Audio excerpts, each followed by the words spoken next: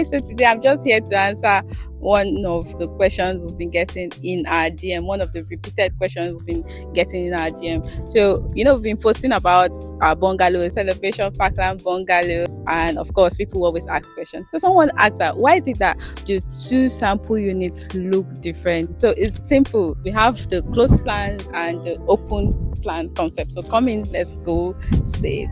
So, this is our first unit, and this has a closed plan concept. There's a door between the kitchen and the living room, right? So you have to close or open your door before you get into the kitchen.